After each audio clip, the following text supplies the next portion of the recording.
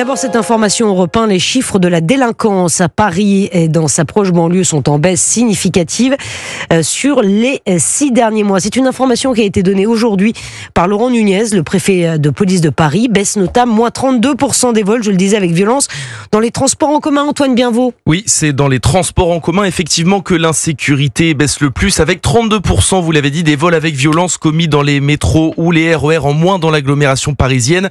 Les vols à la tire ont également baissé de 14% dans les transports, selon Laurent Nunez. Une baisse de l'insécurité qui se confirme aussi du côté des cambriolages qui ont été réduits de 21,6% à Paris. Tous les indicateurs sont donc à la baisse, mais attention, prévient Laurent Nunez, il ne s'agit pas de relâcher les efforts, et notamment en ce qui concerne les actes d'antisémitisme. Le nombre d'actes antisémites, sur l'agglomération parisienne, en 2024, c'est 613. C'est un tout petit peu moins qu'en 2023, c'est moins 4%.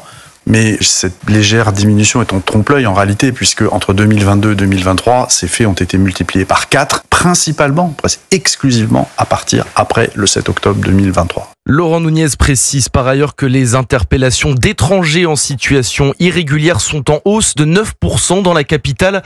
Le préfet de police de Paris a enfin redit sa détermination à s'attaquer au trafic de stupéfiants et espère l'adoption rapide de la loi sur le narcotrafic au Parlement.